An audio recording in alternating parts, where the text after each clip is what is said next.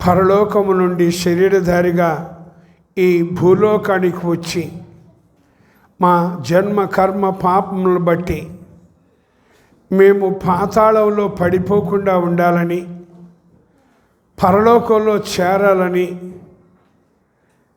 నీవు నేనే మార్గము సత్యము జీవమునై ఉన్నానని చెప్పి మేము కూడా సత్య మార్గములో జీవ మార్గములో అనగా నీ శరీరము అను తెర ద్వారా ఏర్పరిచిన నూతనమైన మార్గములో నడుచుకో, ఇతరులు కూడా నడిపించుకుంటూ నీకు మహిమకరంగా ఉండాలని, అందరి కొరకు నీవు పరలోకంలో స్థలం సిద్ధపరచడానికి వెళ్ళి మరలా పరలోకానికి తీసుకుని వెళ్ళటానికి రాబోతున్నావు కనుక మా పౌరస్థితి పరలోకమందు ఉన్నదని, మా పేర్లు జీవగ్రంథమందు ఉన్నవని గ్రహించి మా వాళ్ళు కూడా పరలోకంలో చేరాలని, వాళ్ళ పేర్లు కూడా జీవగ్రంథములో వ్రాయించాలని ఆశిస్తూ మా ఆయుష్ని పొడిగిస్తున్నారు. కనుక మీరు భూ సంబంధమైన వాటి యందు మనస్సు పెట్టుకొనకండి, పైనున్న వాటినే వెదకండి అని చెప్పి మేము అలాగూ జీవిస్తూ కొందరినైనా మా తోబుట్టువుల్ని, బంధువుల్ని, స్నేహితుల్ని, పరిచయస్తుల్ని, ఇరుగు పొరుగు వారిని కొందరినైనా అలాగూ చేయాలని మీరు ఆశపడుతున్నారు. కాబట్టి మా కొరకు పరలోకంలో స్థలాన్ని సిద్ధపరిచి నిన్ను అంగీకరించిన తర్వాత మేము ఈ భూమి మీద చేస్తున్న పనులను బట్టి పరలోకంలో చేతి సహాయము లేని నివాసాన్ని నీవు సిద్ధం చేస్తూ ఒకరోజు మమ్మల్ని ఆ నివాసాల్లోకి చేర్చాలని, ఇంకా మా ద్వారా అనేకులు నిన్ను తెలుసుకొని స్థలం సంపాదించాలని, వారు కూడా నీవు చెప్పినట్లుగా చేసి చేతి సహాయము లేని నివాసమును వాళ్ళు కూడా పరలోకంలో సిద్ధపరచుకోవాలని ఆశిస్తూ ఈ 2025 సంవత్సరం మొదటి నెల 15వ దినాన ఈ ఓబుల్నాయుడుపాలెం గ్రామములో నీ మందిరములో మమ్మల్ని సజీవులుగా చేర్చి అనేకుల్ని చేర్చాలని ఆశిస్తున్నారు. కనుక ఈ చిన్న సహవాసం కొరకు, అలాగే ఈ సహవాసములో ఉన్న ప్రతి ఒక్కరి కోసం ప్రార్థిస్తున్నాను నాయనా. నీ స్వరక్తం ఇచ్చి సంపాదించిందిగా ఉండాలని, ముడత మచ్చ కళంకము లేనిదిగా ఉండాలని, పరిశుద్ధమైనదిగా, నిర్దోషమైనదిగా, మహిమగలిగినదిగా ఉండాలని నీ వాక్య ఉదక స్నానము చేత పవిత్రపరచబడుతూ పరిశుద్ధపరచబడుతూ ఉండాలని, సత్యమునకు స్తంభముగా ఆధారముగా ఉండాలని, జీవము గల దేవుని సహవాసముగా ఉండాలని ఈ ఓబుల్నాయుడుపాలెం గ్రామములో అలాగే ఫిరంగిపురం గ్రామములో, గుండంవారిపాలెం గ్రామములో, గుంటూరు పట్టణములో, అలాగే కృష్ణారెడ్డి వాళ్ళ ద్వారా గోరంట్లలో, అలాగే కండ్రికలో జరిగిస్తున్న పరిచర్య కొరకు ప్రార్థిస్తున్నానైనా మా బాధ్యత ఏంటో, ఏం చేయాలో తెలుసుకుని నీ ఉన్నతమైన పిలుపునకు, పరలోక సంబంధమైన పిలుపునకు, పరిశుద్ధమైన పిలుపునకు తగినట్లుగా నడుచుకోవటానికి సహాయం చేయమని పాటల్లో, వాక్య ధ్యానములో, ప్రార్థనలో,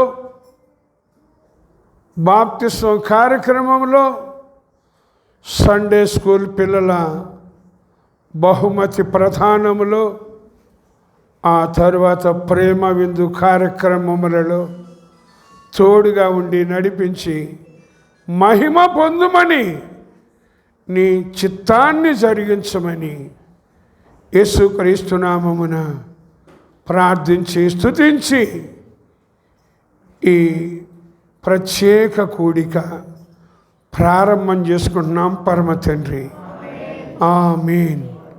హల్లెలూయా. పాటలు పాడుకుందాం రండి.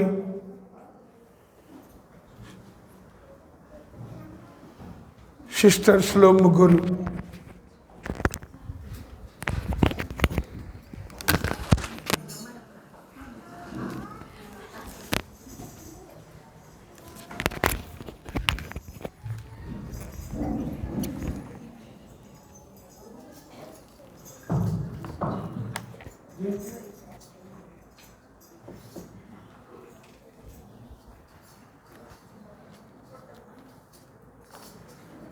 పాట సంఖ్య అంట 43.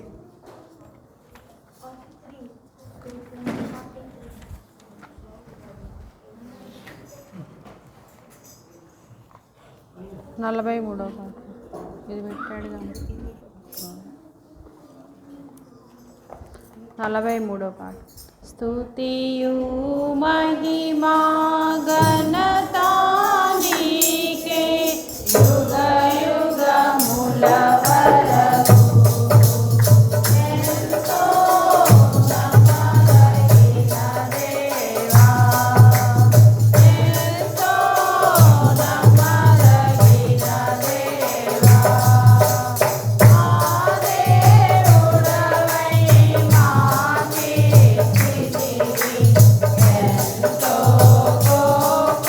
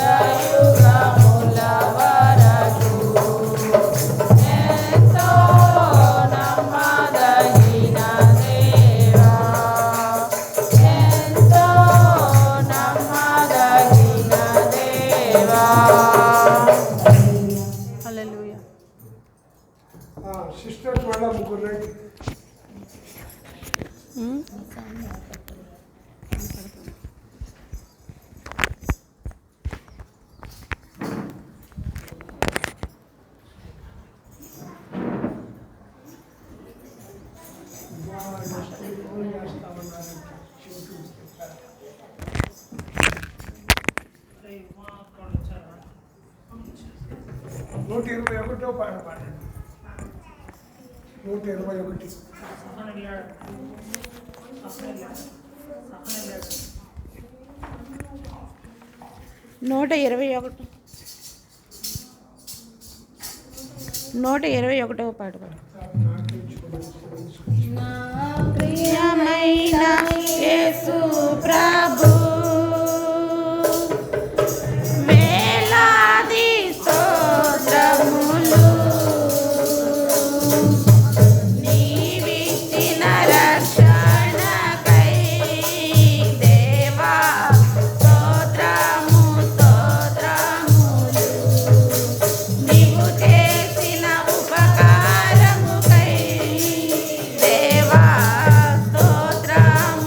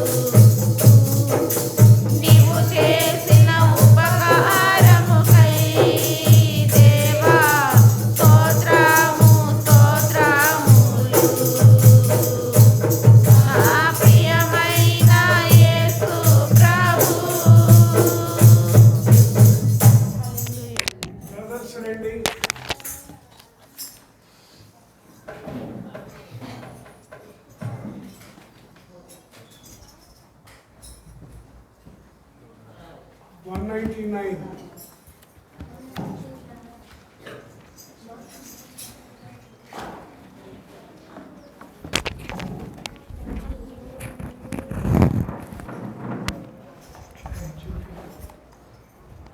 హల్లెలూయా. ఆడవ నుంచి 199 పాడుతాను. 199 పాట పాడు. నీ వెలుగు బాటలో పరలోక కాంతిలో నడిపించు మాము వినిపించు మాకు నీకే నీయా పలుకు నీతే నీయా పలుకు సువర్ణ మాయమైన పరిశుద్ధ పట్టణ వీధులలో శుద్ధ సువర్ణ మాయమైన పరిశుద్ధ పట్టణ వీధులలో స్వచ్ఛమైన స్ఫటిక కాంతులు కాంతు స్వర్గ వీధులలో నీ వెలుగు బాటలో పరలోక కాంతిలో నడిపించు మాము వినిపించు మాకు నీతే నీయా పలుకు పాలుకు జగదగ మేరాయు నగరములో సూర్య చంద్రులవసరము లేదు జగదగ మేరాయు నగరములో సూర్య చంద్రులవసరము లేదు దివ్యమైన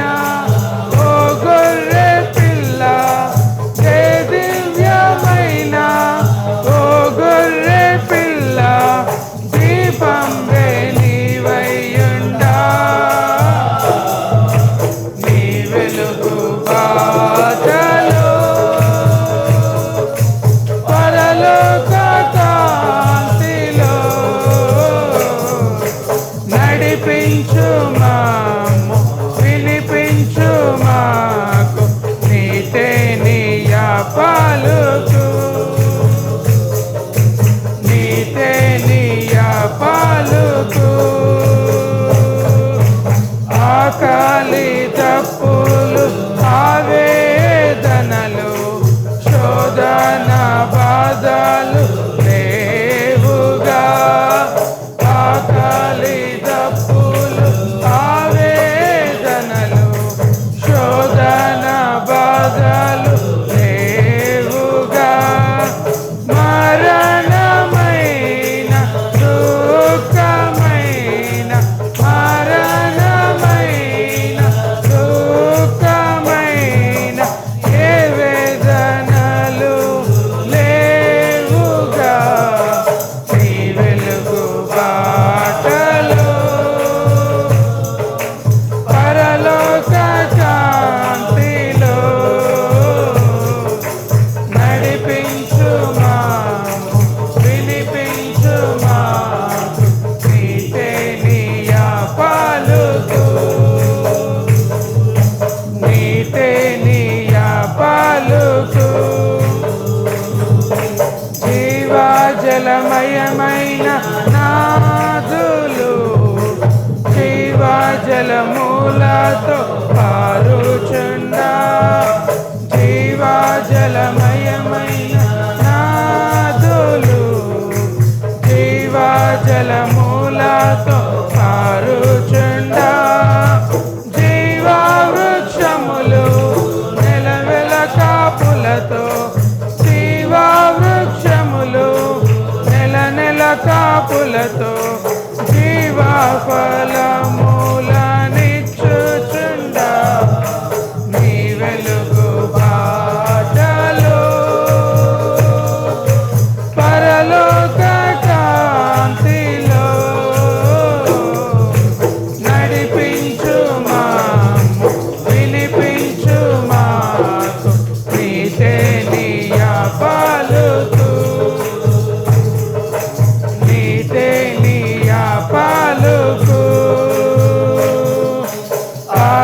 అసహ్యమైనది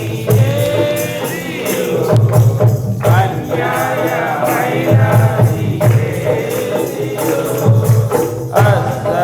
అసహ్యమైనది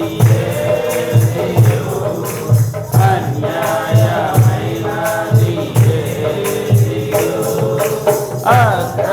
అక్రమమైనది అబద్ధమైనది అక్రమమైనది అబద్ధమైనది ఏది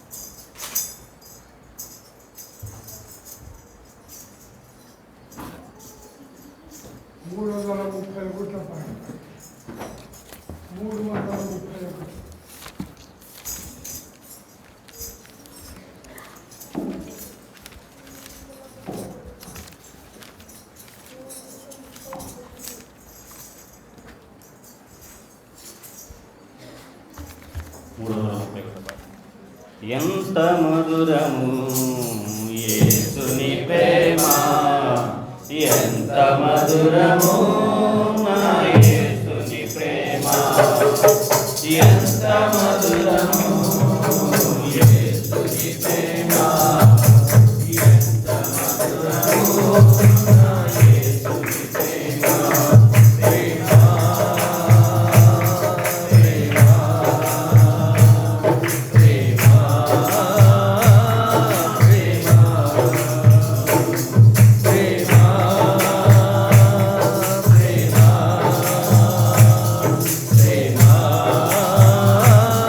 ప్రేమ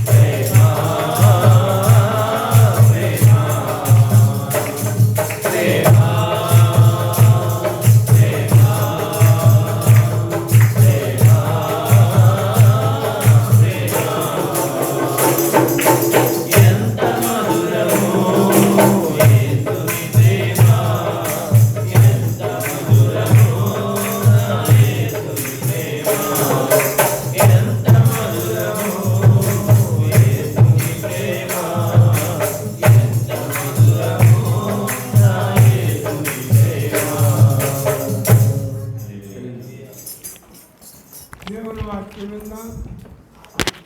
మన మధ్యలో నాని దేవుని వాక్యం చెప్తారు. తర్వాత కార్యక్రమాన్ని జరిపించారు.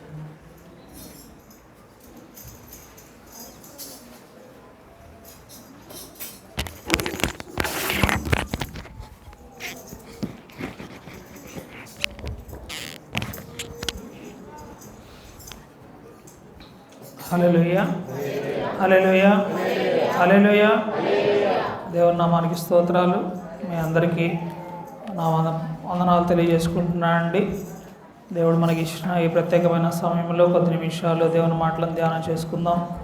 కీర్తనల గ్రంథము 101వ అధ్యాయము. కీర్తనల గ్రంథము 101వ అధ్యాయము 6వ వచనం చదువుకుందాం.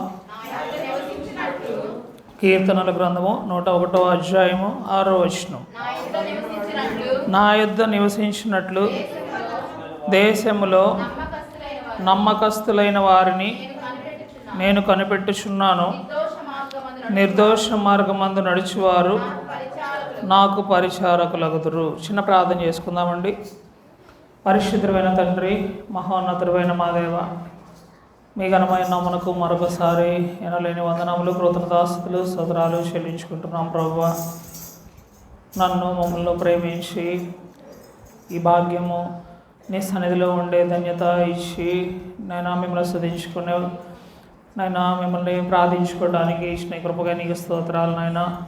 మరి ముఖ్యంగా ప్రత్యేకంగా ఏర్పాటు చేయబడిన ఈ ప్రార్థనా కోడికలో చేరి వచ్చిన మా ప్రియ సహోదరి సహోదరులందరినీ బట్టి, వారి కుటుంబాలను బట్టి, సంఘ పరిచర్యని బట్టి, ఈ గ్రామ ప్రజలందరినీ బట్టి, ముఖ్యంగా మీ దైవదాసులను బట్టి, మా కుటుంబాన్ని బట్టి నేను స్తుతిస్తూ ప్రార్థిస్తున్నాం. ప్రభువా, నైనా మేము నీ సన్నిధికి వచ్చి నీ మాటలు విన్నై ఉండగా వెనగల చెవి, గ్రహించే మనసు, లోబడే జీవితము అనుసరించే శక్తిని మాకు దయచేయండి.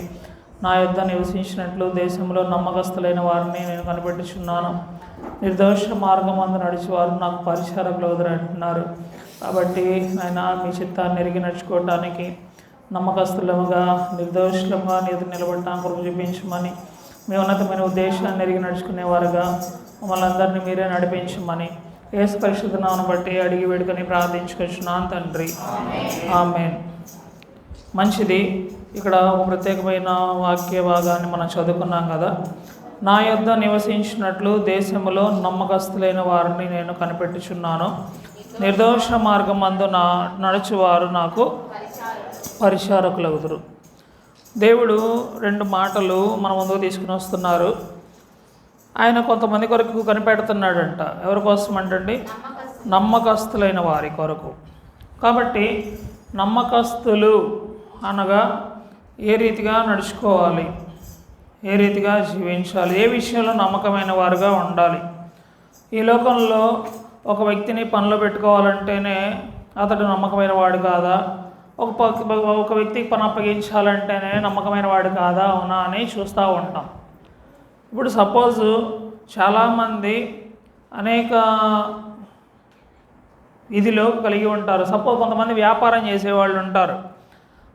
ఆ వ్యాపారంలో వారు గుమస్తాలను పెట్టుకుంటూ ఉంటారు. ఆ గుమస్తా అనేవాడు తనకి తెలిసినవాడై ఉండాలి, తన పనిని అంతటినీ ఎరిగినవాడై ఉండాలి, తను లేని సమయాల్లో తన వ్యాపారాన్ని సమర్థంగా నడిపించగలిగిన వాడై ఉండాలి. లేకపోతే ఏమవుతుంది? కొంతమంది బంగారం వ్యాపారం చేసేవాళ్ళు ఉన్నారు. అన్నయ్య ఉన్నాడు ఇక్కడ.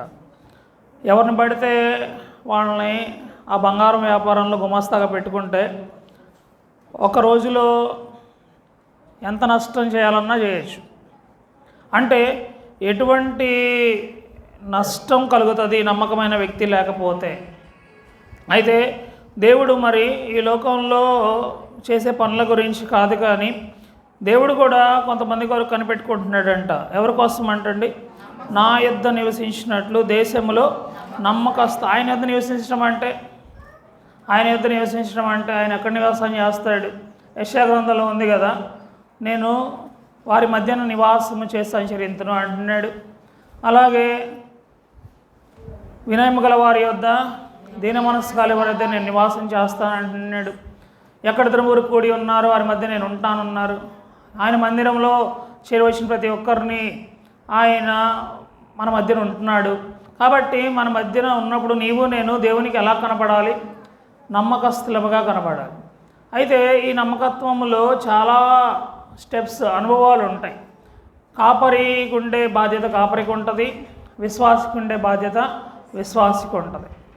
ఎవరి పనిని వారు నమ్మకంగా చేయాలి.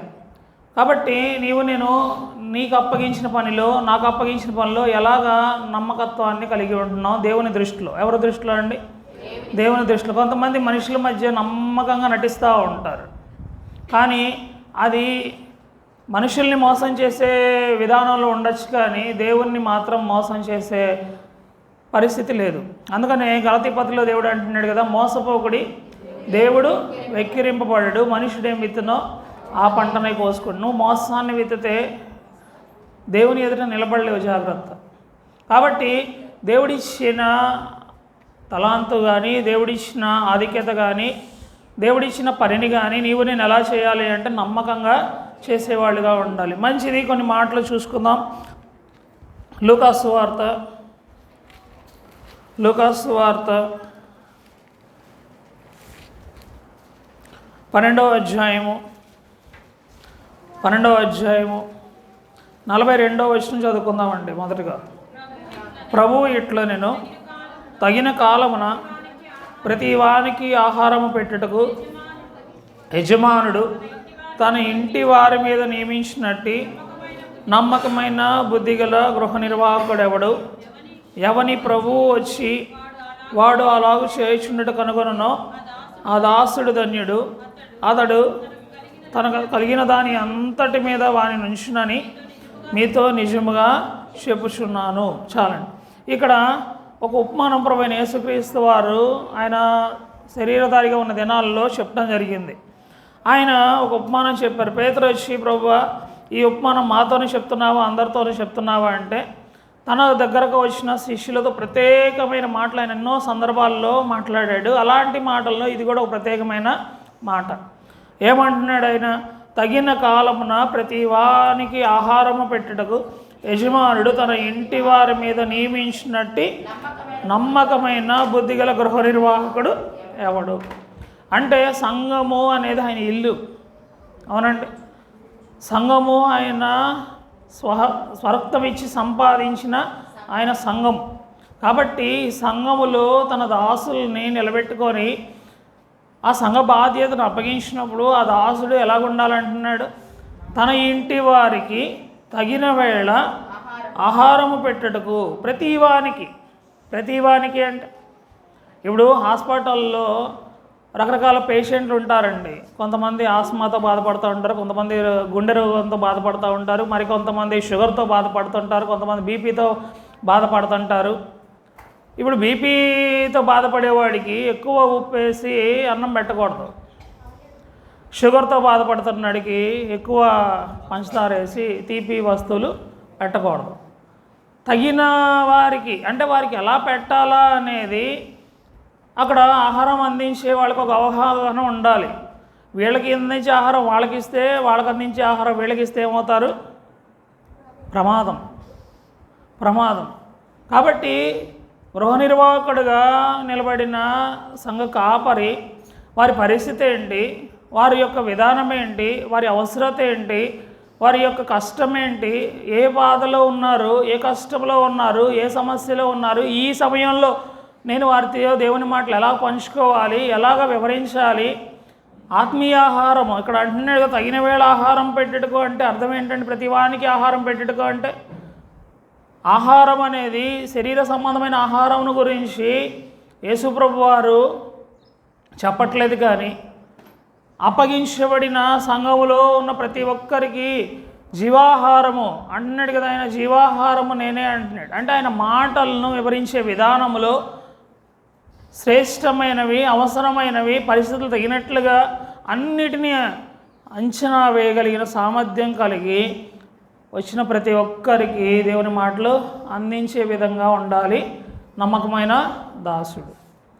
దేవుడు అంటున్నాడు, అలాగ ఉండేది ఎవరైతే ఉంటారో ఆ దాసుడు ధన్యుడు అంటున్నాడు. ఆ దాసుడు చదువుకున్నాం కదా, అలాగా ఆహారం పెట్టుటకు యజమానుడు తన ఇంటి వారి మీద నియమించినట్టు నమ్మకమైన బుద్ధిగల గృహ నిర్వాహకుడు ఎవడు? ఎవని ప్రభువు వచ్చి వాడు అలాగూ చేయుచున్నట్టు కనుగొనను ఆ దాసుడు ధన్యుడు. ఎప్పుడు వచ్చి విచారిస్తాడో తెలీదు. ఇప్పుడు మన వాళ్ళు కొంతమంది ఉన్నారండి, మధ్యాహ్నం భోజనం పథకం కింద స్కూళ్ళల్లో వంట చేస్తున్నారు. ఒకసారి అంట సడన్గా ఒక ఫుడ్ ఇన్స్పెక్టరు ఒక స్కూల్ని దర్శించాడు. ఆ దర్శించినప్పుడు నాణ్యతగా ఎలాగుంది అని పరిశీలిస్తున్నాడు. నాణ్యత పరిశీలించే విధానంలో ఒక స్కూల్కి రైడ్కి వెళ్ళినప్పుడు ఆ స్కూల్లో నాణ్యమైన ఆహారం అందట్లేదు, ఆ వంట సరిగా లేదు అని కనుగొనటం జరిగినప్పుడు అక్కడ వంట వాళ్ళని పిలిచి అడిగాడు. అడిగితే వాళ్ళు ఈ రోజే అంటున్నారు. అంటే ఇవాళే ఇలా జరిగిందండి, ఇలాగే సరిపోలేదు, అందరూ ప్రజెంట్ అయ్యారు, అనుకోకుండా మీరు వస్తున్నారని తెలిసింది, అందుకని కొంచెం మేము అది ఇది అని ఏదో కవర్ చేస్తున్నారు.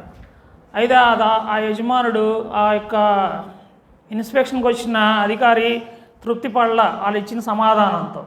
ఏం చేశారంటే, సరే మీరు కొంచెం బయటికి వెళ్ళండి అని పిల్లల్ని ప్రత్యేకంగా వారితో సంభాషించాడు. అంటే అక్కడ వండి పెట్టేవాళ్ళు బయటికి వెళ్ళి పంపించేసి వారిని ప్రత్యేకంగా అక్కడ ఉన్న పిల్లలతో మాట్లాడుతూ, మీకు ఎలా ఉంటుంది ఆహారం, మీరు ఎలాగుంటుంది, ప్రతిరోజు ఎలాగుంటుంది, ఎన్నాళ్ళ నుంచి ఎలాగుంటుంది, నువ్వేంటి అని చిన్నపిల్లడు మొదలుకొని 10th క్లాస్ చదివేవాడు వరకు ఒక్కొక్కళ్ళని పర్సనల్గా అడిగితే ఒక్కొక్కళ్ళు రకరకాల అభిప్రాయాలు చెప్పి ఇంతే ఉంటుందండి, సరిగా ఉండదండి, ఎంత చెప్పినా వినరండి, మా టీచర్లు పట్టించుకోరండి అని ఇలా చెప్పడం జరిగింది. వెంటనే ఆయన ఏం చేశాడు తెలుసా, వాళ్ళకి ఇచ్చిన కాంట్రాక్ట్ని రద్దు చేసేసి ఎవరైతే నమ్మకంగా ఉంటారో వారిని చూడండి అని ప్రిన్సిపల్ గారికి ఆర్డర్ వేసి వెళ్ళాడు. మళ్ళా నేను ఎప్పుడు వస్తానో తెలీదు, ఇలాంటిది రిపీట్ అయితే నీకు ఉన్న ఉద్యోగం కూడా ఉండదన్నాడు. అంటే బాధ్యత, ప్రధానోపాధ్యాయుడు బాధ్యత ఏంటి, అందరికీ చక్కగా ఉండాలి. వాళ్ళు తప్పు చేస్తే నేరం ఎవరిదైంది? ప్రిన్సిపల్ది అయింది.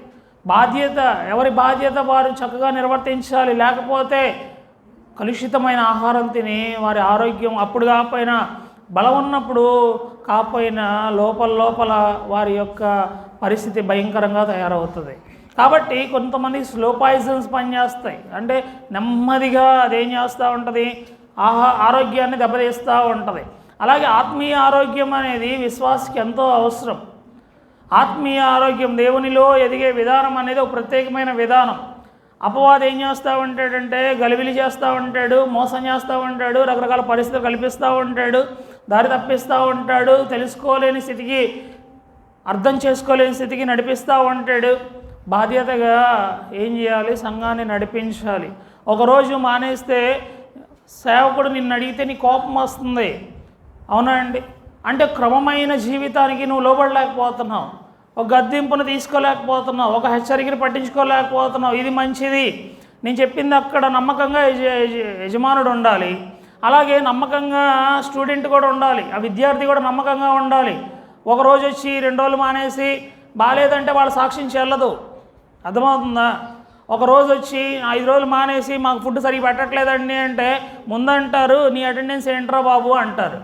నీ అటెండెన్స్ ఏంటి, నువ్వు ఎలా చదువుతున్నావు, నువ్వు ఎలాగ రెగ్యులర్గా కాలేజీకి వస్తున్నావా, స్కూల్కి వస్తున్నావా, అలాగైతేనే నువ్వు మాట్లాడు, లేకపోతే నీ మాట చెల్లదు. ఒకరోజు వచ్చి సరిగా పెట్టట్లేదంటే కుదరదంటాడు, అంటే వాళ్ళ మాట చెల్లదు. అలాగే ఈ రోజున నువ్వు క్రమంగా దేవుని సన్నిధికి రాకుండా, క్రమంగా దేవుని మాటలు వినకుండా, క్రమమైన జీవితానికి లోబడకుండా, మా సేవకుడు మమ్మల్ని పట్టించుకోడు, మా సేవకుడు మమ్మల్ని సరిగా చూడడు, ఆయన మాటలు ఆయనకు విధానం మాకు నచ్చదు అంటే నీ మాట దేవుని ఎదుట చెల్లదు, నీకే దేవుని ఎదురు విలువ ఉండదు. అంటే ఎవరైనా సరే నడిపించే విధానంలో ఒక క్రమముగా ఉండటం అనేది దేవుడు కోరుకునే లక్షణం.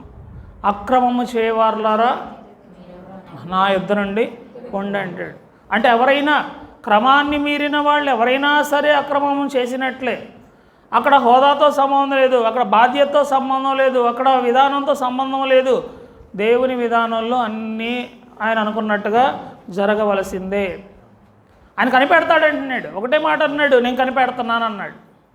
ఏమన్నాడండి? నా యొద్ద నివసించినట్లు దేశములో నమ్మకస్తులైన వారిని నేను మరి దేవుడు కనిపెడుతున్నాడు అంటే మనం ఎంత భయం కలిగి ఉండాలండి. ఇక్కడ సీసీ కెమెరాలు ఉంటేనే తప్పు చేయడానికి ఎవరూ సాహసం చేయరే, అవునా? సీసీ కెమెరాలు ఉన్న చోట దొంగతనం చేసే ఎవడైనా ఉంటాడా? ఉండరు కదా. ఎందుకని?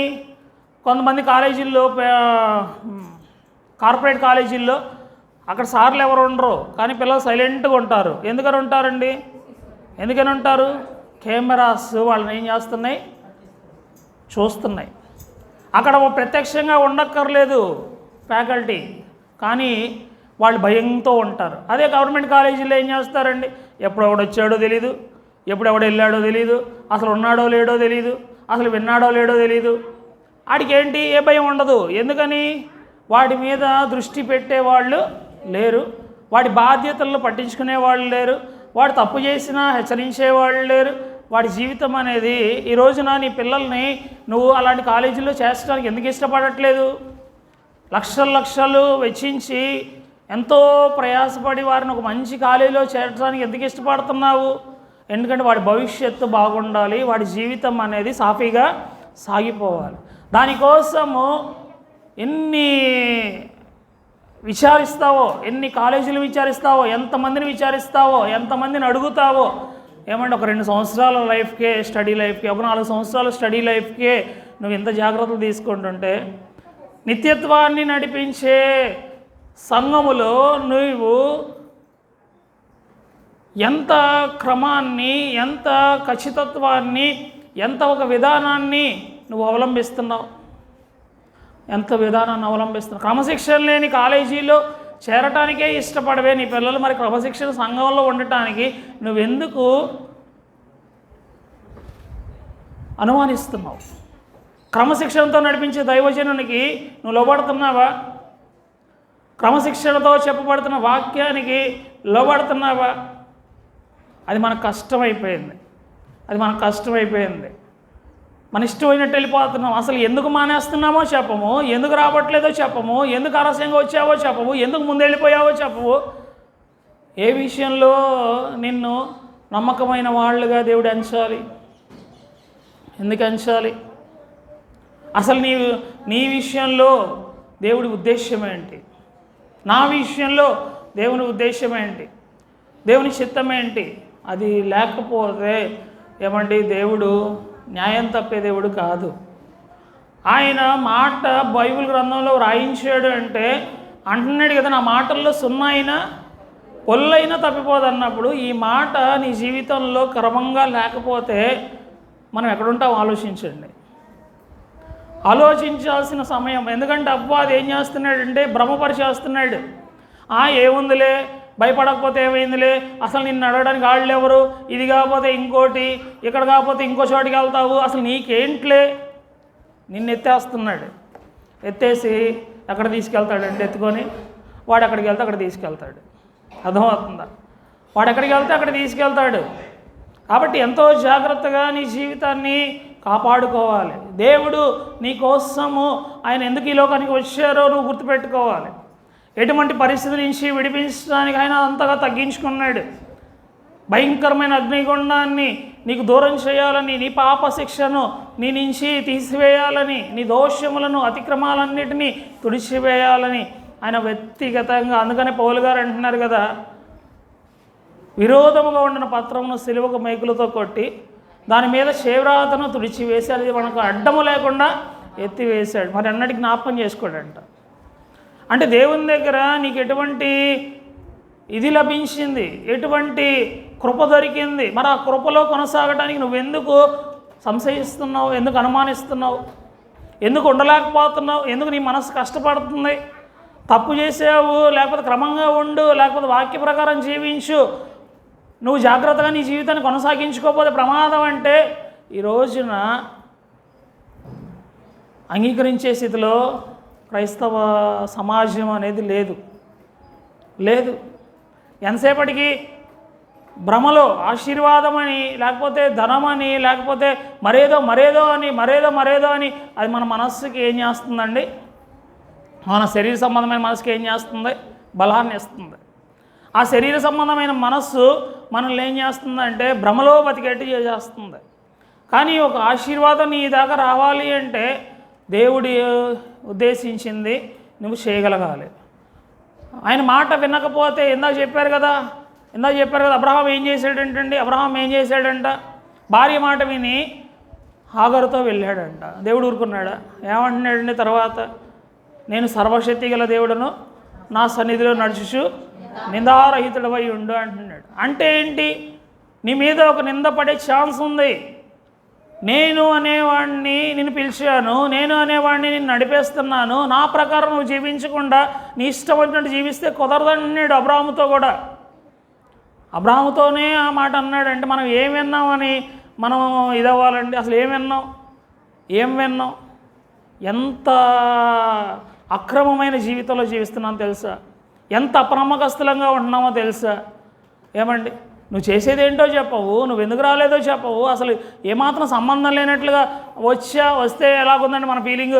వచ్చాను, ఈ మొహానికి ఇదే ఎక్కువ. ఇవాళ వచ్చానయ్యా సంతోషించినట్టుంది నీ జీవితం. ఇవాళ వచ్చానుగా ఏంది అడుగుతున్నావు అన్నట్టు ప్రవర్తిస్తున్నారు. అది నమ్మకత్వానికి సాదృశ్యం కాదండి. అవునా? కొంతమంది టీచర్లు పిల్లల్ని అంటారు, ఈ అబ్బాయి అండి అస్సలు మిస్ అవ్వడు స్కూల్ని, 100% అటెండెన్స్. ఎందుకంటారు? వాడి మీద ఆ టీచర్కి ఉన్న నమ్మకం. ఈరోజు నీ మీద అటువంటి నమ్మకం కాపరికి ఉంటుందా?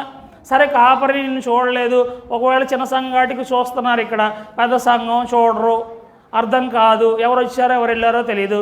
అటువంటి పరిస్థితుల్లో దేవుడు చూడడం వాళ్ళని చూస్తాడు కదా. ఈ రోజున ఎట్లాంటి భ్రమలో అపవాది నడిపించేస్తున్నాడు?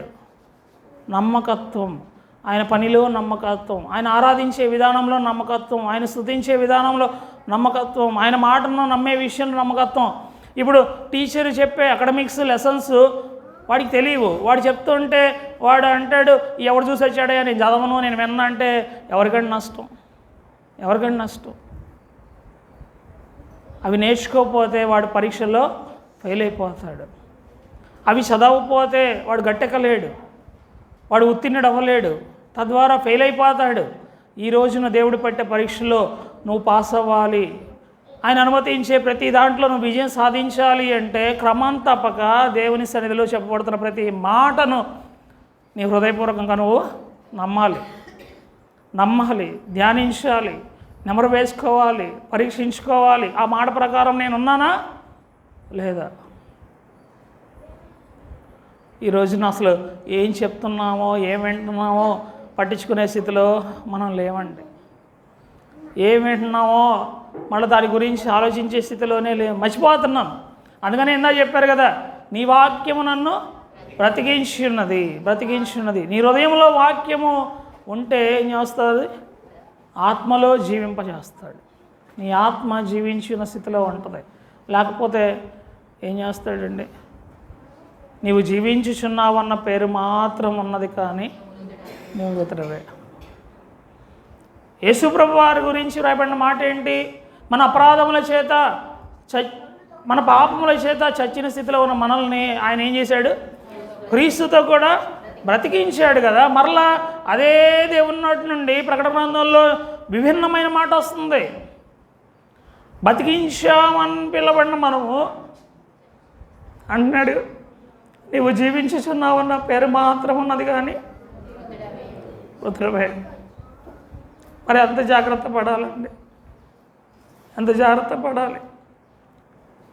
ఏ పరిస్థితి నుంచి దేవుడు విడిపించాడో మరలా అదే పరిస్థితికి నడిపించబడుతున్నావా?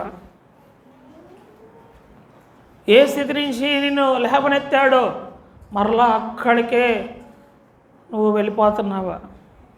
అలాగైతే ఇక్కడ రావాల్సిన అవసరం లేదు, ఉండాల్సిన అవసరం లేదు, ఆయన ఆరాధించాల్సిన అవసరం లేదు. ఈ జీవితకాలం మట్టుకు కాదు.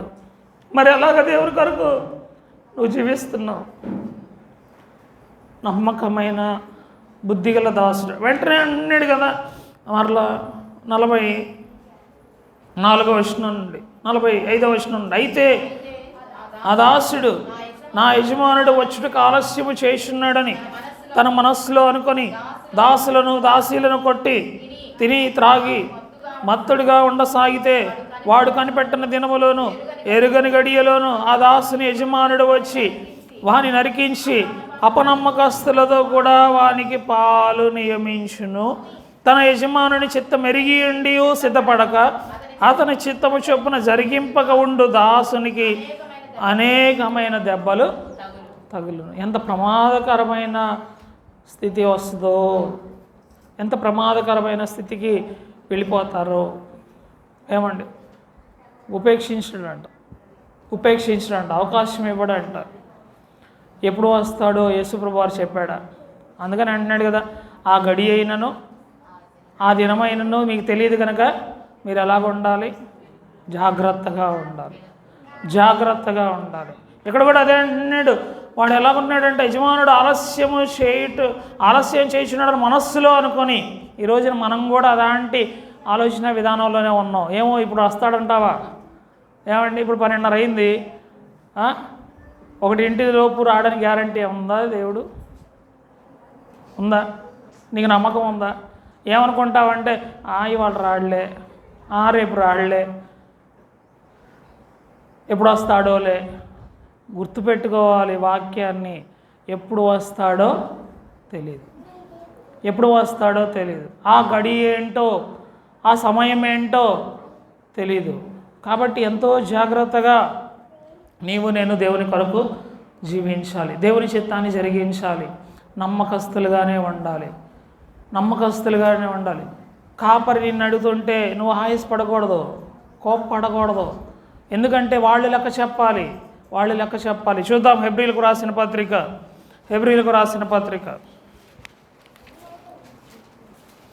12వ అధ్యాయం.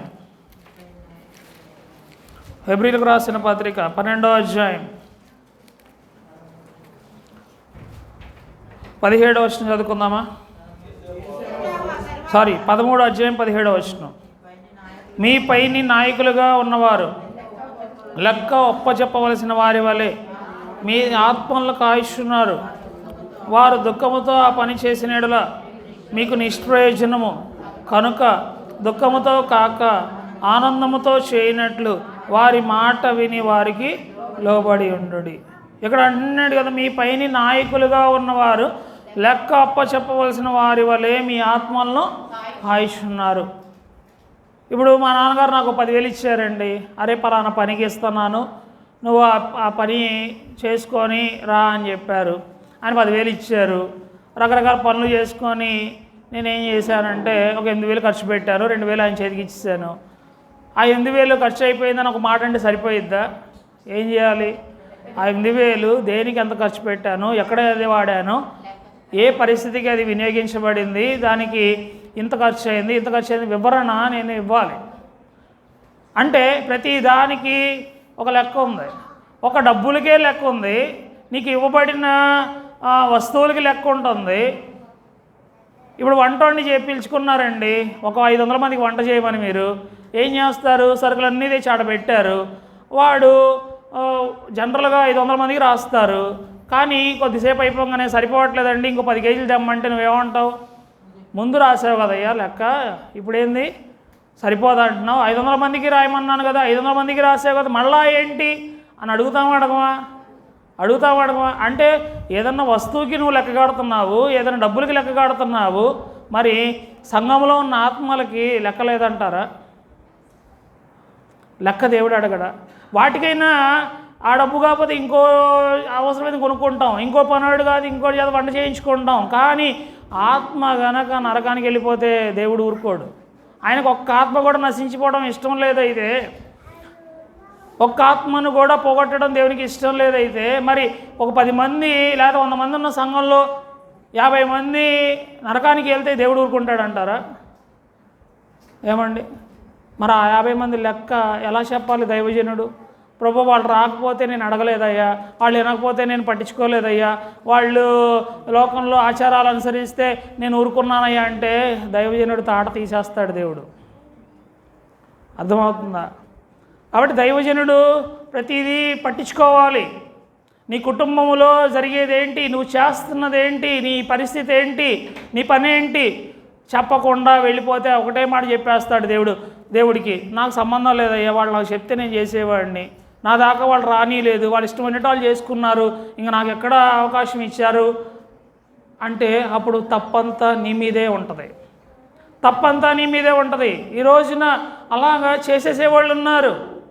వస్తే రా లేకపోతే అని పెళ్ళిళ్ళు పెట్టేసుకుంటున్నారు, వస్తే రా లేకపోతే లేదని గృహప్రవేశాలు చేసేసుకుంటున్నారు, వస్తే రా లేకపోతే లేదని వ్యాపారాలు చేసేసుకుంటున్నారు, లోకాచారాలను మిళితం చేసుకొని పక్కన పెట్టేస్తున్నారు దైవజనుడిని. దైవజనుడు వస్తే ఎంత రాకపోతే ఎంత అన్నట్టు మాట్లాడుతున్నారు. ఏమండి ఆశీర్వాదము నీకు అర్థం కావట్లే. ఈ రోజున దేవుడిచ్చే ఆశీర్వాదాన్ని నువ్వు పోగొట్టుకుంటున్నావు. నీ భ్రమలో నువ్వు బతికేస్తున్నావు. అపవాది ఏం చేస్తున్నాడంటే నీకేంట్లే అన్నట్టు నెట్టేస్తున్నాడు. కానీ ఎంతగా నువ్వు దేవుని కృపను పోగొట్టుకుంటావో తెలుసా? ఎంతగా దేవుని సన్నిధిని పోగొట్టుకుంటావో తెలుసా? అర్థం చేసుకోవాలి. నీ మేలు కొరకే నువ్వు నమ్మాలి.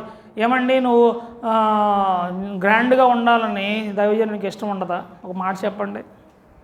నువ్వు గొప్పగా ఉండాలని దైవజనునికి ఇష్టం ఉండదా? ఏమన్నా కళ్ళల్లో కుళ్ళుకుంటాడు ఆయన ఏమన్నా? కానీ నువ్వు ఎందుకు అలా చూడలేకపోతున్నావు? ఒకవేళ పరిస్థితి ఇదని వివరించు. పరిస్థితి ఇదయ్యా అని వచ్చి చెప్పుకో. ఒక పావుగంట కూర్చో ఆయన దగ్గర. వివాహ పరిస్థితి ఇది, ఇంటి పరిస్థితి ఇది, నీ కుటుంబ పరిస్థితి ఇది, నీ సమస్య ఇది, నీ ఇంట్లో వాళ్ళు రక్షణ పొందలేదు, వాళ్ళు నీ మాట వినట్లేదు, నిన్ను అర్థం చేసుకోవట్లేదు, నిన్ను పక్కన పెట్టేశారు, నువ్వేమీ చేయలేని నిస్సహాయస్థితిలో ఉన్నావు అని వివరించుకో. దేవుడి దగ్గర నీ గురించి ప్రార్థన ప్రత్యేకంగా చేస్తారు కదా. ఇవన్నీ పక్కన పెట్టేసేసి ఏమండి సమయాన్ని నువ్వు ఎలాగా పోగొట్టుకుంటున్నావు, అవకాశాలు ఎలా పోగొట్టుకుంటున్నావు? నిన్ను గురించిన లెక్క చెప్పేటప్పుడు సింపుల్గా అంటారు, అయ్యా చెప్తే ఏమన్నా చేసేవాళ్ళం కానీ నీకు తెలుసుగా అంటే అప్పుడు ఎలాగుంటుందంటే మన పరిస్థితి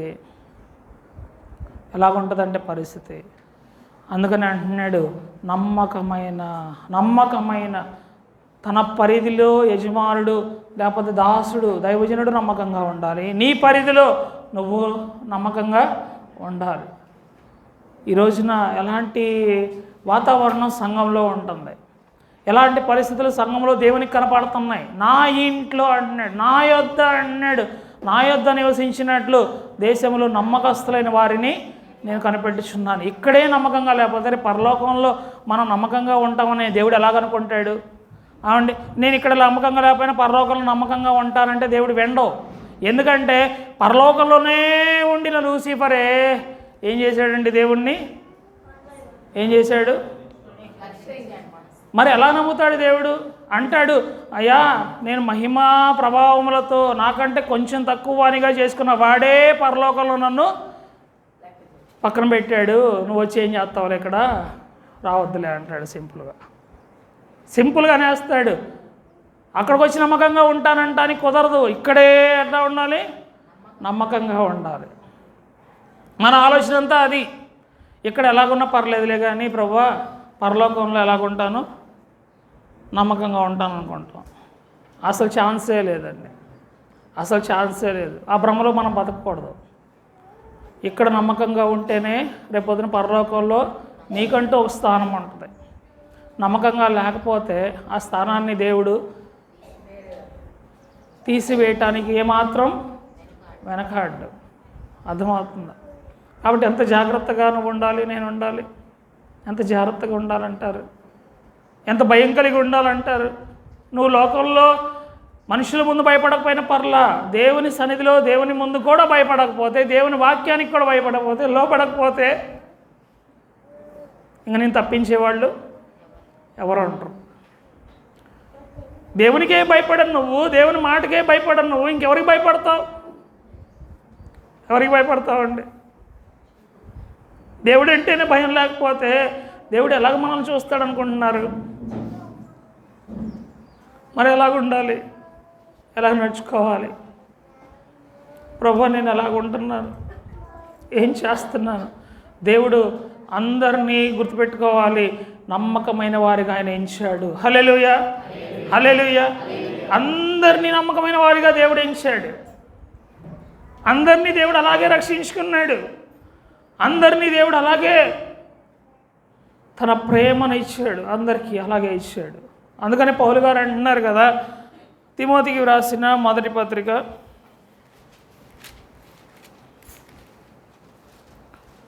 1వ అధ్యాయము 12-13 వచనాలు. పూర్వము దోషకుడను హింసకుడను హానికరుడనైన నన్ను తన పరిచర్యకు నియమించి నమ్మకమైన వానిగా ఎంచినందుకు నన్ను బలపరిచిన మన ప్రభు అయిన క్రీస్తు యేసుకు కృతజ్ఞుడై ఉన్నాను.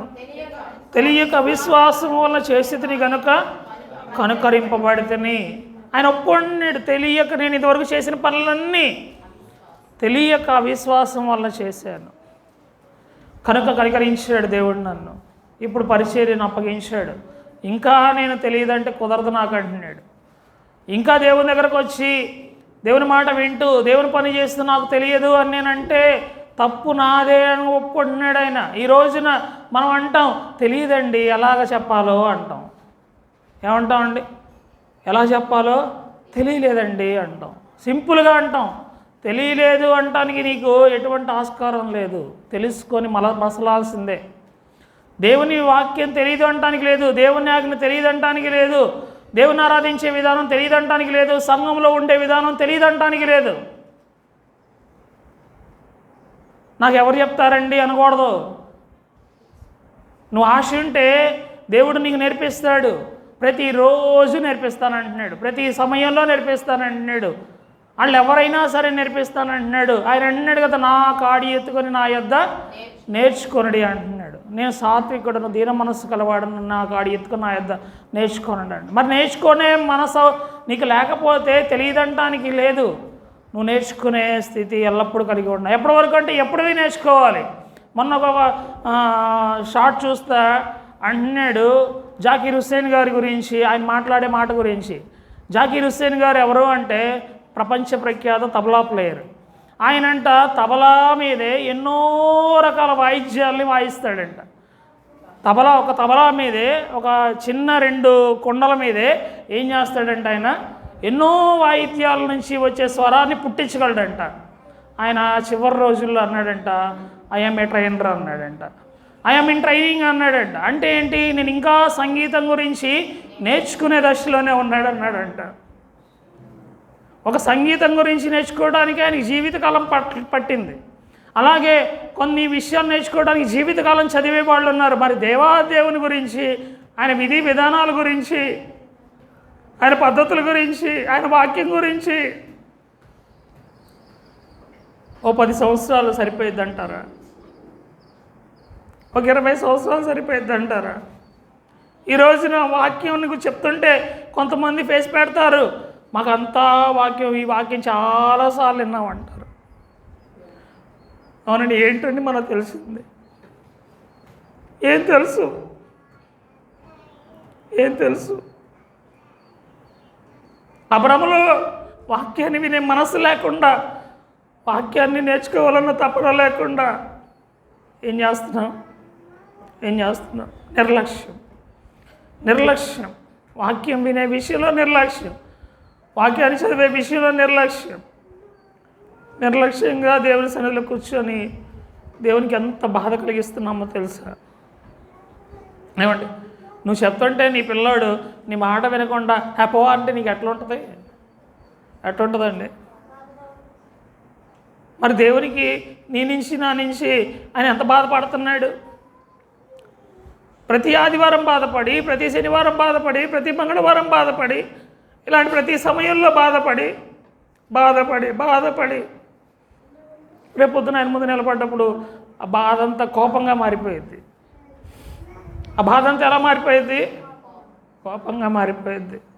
నీకు ఎన్ని అవకాశాలు ఇచ్చాను, అసలు నువ్వు నా ముందు నిలబడద్దు అంటాడు. అసలు నువ్వు ఇక్కడ మాట్లాడద్దు, అసలు వెళ్ళిపో అంటాడు. అప్పుడు ఏం చేస్తావండి? తెలియదు అనే మాట నీ నోట రాకూడదు. తెలియకపోతే నేర్చుకోవటానికే నువ్వు నిలబడాలి. అర్థమవుతుంది? ఏమోనయ్యా నాకు తెలియదు అంటానికి నీకు వీల్లేదు. కాబట్టి ఎలాగ నడుస్తున్నావు సంఘంలో. ఎలాగ జీవిస్తున్నావు? సంఘములో. కాబట్టి ప్రభువా నేను ఎలాగ ఉంటున్నాను? నమ్మకమైన అనుభవం, నమ్మకంగా జీవించాలి. నేర్చుకోవాల్సిందే. ఇంకో మాట చూసుకుందాం. దినవృత్తాంతములు 2వ గ్రంథం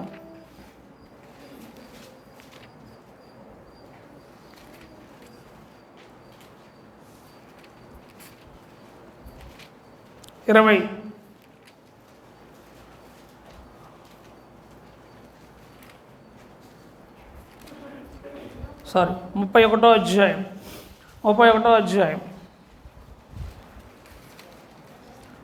18వ వచనం నుండి చదువుకుందామా? అనగా నమ్మకమైన వారై తమ్మును ప్రతిష్ఠించుకున్న లేవీయులకును తమ పిల్లలతోనూ భార్యలతోనూ కుమార్తెలతోనూ సమాజం అందంతటను సరిచూడబడిన వారికి ఆయా పట్టణములకు చేరిన గ్రామములలో ఉన్న అహరోను వంశస్థులైన యాజకులకును వంతులు ఏర్పరచుటకు వారు నియమింపబడిరి.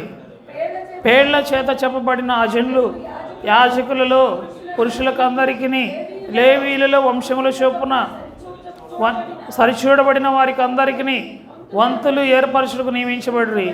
హిజ్కియా యూదాదేశమంతటను ఇలాగున జరిగించి తన దేవుడైన యెహోవా దృష్టికి అనుకూలముగాను యథార్థముగాను నమ్మకముగాను పనిచేయచూ వచ్చెను. తన దేవుని ఆశ్రయించుటకై దేవుని మందిర సేవ విషయమందేమి, ధర్మశాస్త్ర విషయమందేమి, ధర్మమంతటి విషయమందేమి తాను ఆరంభించిన ప్రతి పని అతడు హృదయపూర్వకముగా జరిగించి వర్ధిల్లెను. హల్లెలూయా. రాజు ఏ విషయంలో నమ్మకమైన చర్య చూపిస్తున్నాడు? ఏ విషయంలో నమ్మకంగా నడుచుకుంటున్నాడు? ముందు హిజ్కియా మాట్లాడిన మాట ఇంకోటి చదువుకుందాం. ఇదే దినవృత్తాంతాలు 2వ గ్రంథం 29వ అధ్యాయము 11వ వచనం. నా కుమారులారా, తనకు పరిచారకులై ఉండి ధూపము వేయుచున్నటకును తన సన్నిధిని నిలుచుటకును తన పరిచర్య చేయుటకును యెహోవా మిమ్మును ఏర్పరచుకున్న కనుక మీరు అశ్రద్ధ. ముందు కామన్గా పిలుస్తున్నాడు. ఎవరికి వాళ్ళు ఎలాగొస్తారు, ఎవరికి వాళ్ళు ఎలా చేస్తారో జాగ్రత్తగా ఉండండి దేవుని పనిలో అని పిలిచాడు. తర్వాత పరీక్షించాడు. తర్వాత ప్రతి ఒక్కళ్ళ పనిని చూశాడు. తర్వాత ప్రతి ఒక్కళ్ళ పనిని విచారించాడు. ఎవరెవరు ఎలాగ నడుచుకుంటున్నారో చూశాడు. చివరికి ఎవరిని ఏర్పరచుకుంటున్నాడు? నమ్మకమైన వారిని దేవుని పనికి ఏర్పరచుకుంటున్నాడు. తాను నమ్మకంగా జీవించాడు, చేశాడు పని అంతటిని. నమ్మకమైన వారికే వంతులు ఇచ్చాడు. ఈ రోజున నీ మీద ఉంచిన నమ్మకత్వాన్ని పోగొట్టుకుంటున్నావా? నీ మీద ఉంచిన నమ్మకత్వాన్ని కాపాడుకుంటున్నావా? ఎలాగుండాలి? మొదట ఏ స్థితిలో అయితే నమ్మకంగా ఉంటావో, భయంతో విధేయతతో, అమ్మో అని దేవుని భయంతో ఉంటావో, నువ్వు చివరి వరకు అదే నమ్మకత్వాన్ని కొనసాగించుకోవాలి. కానీ ఈ రోజున అలాంటి నమ్మకత్వం కనబడుతుందా? ఒక సేవకుడు ఒక ఇష్యూ మీద బాధపడుతూ ఒక పోస్ట్ పెట్టాడు. ఏంటంటే ఒక చోట సంఘం స్థాపించాడంట. ఆయన దగ్గర ఉన్న అసిస్టెంట్స్లో ఒక ఆయన అన్నాడంట, అయ్యా నేను పలానా సంఘానికి పూర్తిగా వెళ్ళిపోతాను, ఆ సంఘ బాధ్యతలు తీసుకుంటాను, మీరు వస్తూ ఉంటారు కదండి అన్నాడంట. సరే నాయన నీకు అప్పచెప్తాను అన్నాడంట.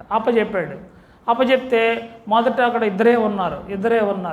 ఇద్దరే ఉండి వాళ్ళు ఇచ్చే కానుకలు, వాళ్ళు ఇచ్చే ప్రతిదీ యజమానికి అంటే పెద్దగా ఉన్న దైవజనునికి లెక్క చెప్తున్నాడు. ఆ సంవత్సరంకి 10 మంది అయ్యారు. 10 మందిలో నమ్మకంగా ఉన్నాడు. 100 మంది అయ్యారు.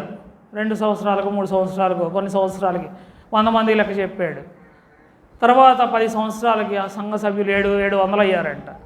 700 అయ్యేటప్పటికి ఇప్పుడు ఆ పెద్దగా మొదటిగా ప్రారంభించిన దైవజనుడిని పట్టించుకోవడం మానేసాడు, లెక్క చెప్పడం మానేసాడు, అయ్యా ఇది అని చెప్పడం మానేసాడు. ఒకరోజు నా దైవజనుడు అడిగాడంట, ఏంటయ్యా పరిస్థితి అంటే, ఈ సంఘం నాదనేసాడంట. అంటే ఎటువంటి నమ్మకత్వం? ఇద్దరు ఉన్నప్పుడు నమ్మకత్వంగా ఉంటున్నాడు, 10 మంది ఉన్నప్పుడు నమ్మకత్వంగా ఉంటున్నాడు. కానీ ఇంకా నాకు ఏ డోకా లేదు, నాకు ఇంకా అవసరత లేదు, నాకు ఈ దైవజనంతో పని లేదు, నాకున్న సంఘం సరిపోతుంది, నేను చేసే విధానం నాకు ఇబ్బంది లేకుండా నడిపించేస్తున్నానంగానే ఎవరు చులకనైపోతున్నారు? ఎవరిని పక్కన పెట్టేస్తున్నాడు? ఎవరి మాటను డివేట్ అయిపోయాడు? ఏ సమయంలో ఆదుకున్నాడో, నిలబెట్టుకున్నాడో, చేర్చుకున్నాడో, అదే విజయనుడు అవన్నీ మర్చిపోతున్నాడు. తర్వాత తన ఇష్టమైనట్టు ప్రవర్తిస్తున్నాడు. ఆ దైవజనుడు సరే నీది అన్నావు కాబట్టి వదిలేస్తున్నాను, దేవునికి అప్పచెప్పేస్తున్నాను అన్నాడు. అంటే ఈ రోజున ఎలాగుంటుంది? కొంచెంలో నమ్మకంగా ఉంటున్నారు కానీ ఎదిగే కొద్దీ, దాటే కొద్దీ, సంవత్సరాలు గడిచే కొద్దీ, దేవుడు వరాలిస్తున్న కొద్దీ ఏమవుతున్నారండి? ఏమవుతున్నారు? ఎలాగ మారిపోతుంది? అతిశయం, గర్వం, తిరుగుబాటు స్వభావం, సెల్ఫ్గా నేను నిలబడాల్సిందే అన్న ఇది ముందుకు వచ్చేసేసి విధేయత చూపించడానికి ఇష్టపడని జీవితాలు. ఈ రోజున నేను ఎలాగుంటున్నాను, ఏం చేస్తున్నా? అలాగే ఈ రోజున ఎన్నో సంఘాలు విచ్ఛిన్నమైపోతున్నాయి. సంఘాలు ఏమైపోతున్నాయి? విచ్ఛిన్నమైపోతాయి. వాళ్ళు అనుకున్నది జరగకపోతే తిరుగుబాటు, వాళ్ళు అనుకున్నది చేయకపోతే, వినకపోతే తిరుగుబాటు. అలాంటి పరిస్థితి నీ ద్వారా వస్తే దేవుడేమో ఊరుకోడు. నిన్నెవరు ఇక్కడ అనలేకపోవచ్చు, కానీ నీ గురించి ఎవరు యాక్షన్ ఇక్కడ తీసుకోలేకపోవచ్చు, కానీ దేవుడు మాత్రము అడగకుండా ఆయన ఉండడు. అసలు ఎందుకు ఇదయ్యావు? ఎందుకు వేరయ్యావు? ఎందుకు దూరం అయ్యావు? కారణం ఏంటి? అసలు పరీక్షించుకో, పరిశీలించుకో. అది లేకుండా నమ్మకంగా ఉండటం అనేది కష్టం అండి, చాలా కష్టం.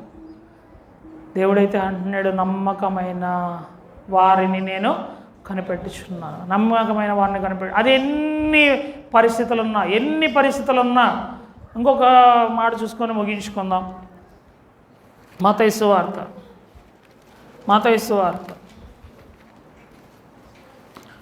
20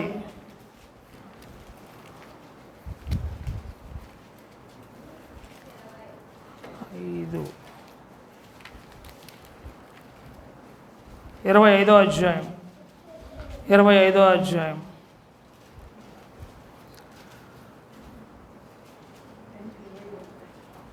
20వ వచనం నుంచి చదువుకుందామా? అప్పుడు 5 తలాంతులు తీసుకున్నవాడు మరో 5 తలాంతులు తెచ్చి, అయ్యా నీవు నాకు 5 తలాంతులను అప్పగించితివే, అదియుగాక మరి 5 తలాంతులు సంపాదించుతానని చెప్పాను. అతని యజమానుడు, బడా నమ్మకమైన మంచి దాసుడా, నీవు ఈ కొంచెంలో నమ్మకముగా ఉంటివి కనుక నిన్ను అనేకమైన వాటి మీద నియమించేదను, నీ యజమానుని సంతోషంలో పాలుపొందు. 2వ తలాంతులు తీసుకున్నవాడు వచ్చి, అయ్యా నీవు నాకు 2 తలాంతులు అప్పగించితే, అవియుగాక 2 తలాంతులు సంపాదించుతానని చెప్పాను. యజమానుడు, బడా నమ్మకమైన మంచి దాసుడా, నీవు ఈ కొంచెంలో నమ్మకముగా ఉంటి. 3వ వాడు వచ్చి అంటున్నాడు, అయ్యా ఇదిగో నీ 1 తలాంతు, ఇదిగో నిన్ను గురించి నేను విన్న మాటలు. సోమరి ఏమంటున్నాడండి? నువ్వు విత్తని చోట కోయివాడవు, చల్లని పంట కూర్చుకునేవాడవు, కఠినడు అని నేను ఎరుగుదును కనుక భయపడి వెళ్ళి నీ తలాంతును భూమిలో దాచిపెట్టుతుంది. అందుకు యజమానుడు అంటున్నాడు, నేను సోమరమైన చెడ్డదాసుడా, నేను విత్తని చోట కోయివాడను, చల్లని చోట పంట కూర్చుకుని వాడనని నీవు ఎరుగుదువా? అయితే నీవు నా సొమ్ము సహకారులత ఉంచవలసిందే ఉండెను. నేను వచ్చి వడ్డీతో కూడా నా సొమ్ము తీసుకొని ఉందని చెప్పి ఆ తలాంతును వాని యొద్ద నుండి తీసివేసి 10 తలాంతులు గల వానికి ఇయ్యుడి, కలిగిన ప్రతి వానికి ఇవ్వబడును, అతనికి సమృద్ధి కలుగును, లేని వాని యొద్ద నుండి వానికి కలిగినది కూడా తీసివేయబడు. అంటే మొదటి ఇద్దరిని ఏమంటున్నాడు? నమ్మకమైన మంచి దాసుడా. 3వ వాడిని అంటున్నారు కదా, సోమరివైన. ఈరోజు పనిలో నువ్వు అలాగున్నావా? ఏం చేయటానికి నీకు చేతులు రావట్లేదు, ఏం చేయటానికి నీ మనసు రావట్లా, ఏం చేయటానికి నీ ముందుకు రావట్లా. ఈ రోజున ఏ పనైనా సరే, పరిచర్య కావచ్చు, పాట కావచ్చు, పరిచర్య చేయటానికి ఎంత ముందు వస్తున్నావు? అసలు పరిచర్య అంటే ఏంటో తెలుస్తుందా? ఏమండి, ఈ రోజున ఒకప్పుడు అన్నిటినీ మనమే సమకూర్చుకొని చేసేవాళ్ళం. ఈ రోజున ఇక్కడ కూర్చున్న పట్టాలు ఎత్తడానికి కూడా మనకి ఏం లేదండి, ఏం లేదు, మనసు లేదు. కూర్చున్న పట్ట ఎత్తడానికి కూడా మనకి చేతులు రావట్లా. కూర్చున్న కుర్చీ తీయటానికి కూడా చేతులు రాట్ల. అది ఎటువంటి మనసు అంటారు? ఎటువంటి మనస్సు అంటారు? ఇంట్లో 10 మందికి వండి పెట్టే సామర్థ్యం ఉంటుంది, కానీ మందిరంలో చెప్పండి ఒక చిన్న పని చేయటానికి కూడా నువ్వు దూరం అయిపోతున్నావు. ఎవరి లెక్క వాళ్ళే చెప్పుకోవాలి. ఎవరిని అడిగాడంట? 5 తలాంతులు ఇచ్చిన వాడిని వాడినే అడిగాడు, 2 తలాంతులు ఇచ్చిన వాడిని వాడినే అడిగాడు, 1 తలాంతులు ఇచ్చిన వాడిని వాడిని అడిగారు. వీడి గురించి లెక్క వాడిని అడగల, వాని గురించిన లెక్క వీళ్ళని అడగల. ఎవరి లెక్క వాళ్ళదే. ఎవరు నమ్మకంగా ఉంటే వాళ్ళకి దీవెనలు, ఎవరు నమ్మకంగా ఉంటే వాళ్ళకి బహుమానం, నమ్మకమైన వానికి దీవెనలు మెండుగా కలదు. కాబట్టి నువ్వు ఎలా నమ్మకంగా ఉంటున్నావు? చిన్న పని అయినా సరే శక్తి లోపం లేకుండా నువ్వు చేయాలి. చేతికి వచ్చిన పని అంతా శక్తి లోపం లేకుండా చేయాలి. ఏం చేస్తున్నామా, ఎలాగున్నామా, ఎవరికి వారు పరిశీలించుకోవాల్సిందే. కాబట్టి దేవుడైతే కనిపెడుతున్నాడు, దేవుడైతే చూస్తున్నాడు. ప్రతి వానికి సిద్ధపరిచిన జీతం ఆయన దగ్గర ఉంది. కాబట్టి ఎలాగ చేశామా అని పరిశీలించుకుంటూ పరీక్షించుకుంటూ దేవుని కొరకు జీవించాల్సిన వారమై జీవించాలి. అట్టి కృప పరిశుద్ధాత్మ దేవుడు మనందరికీ దయచేయను గాక. దేవుడి మాటలను దీవించును గాక. ఆమేన్.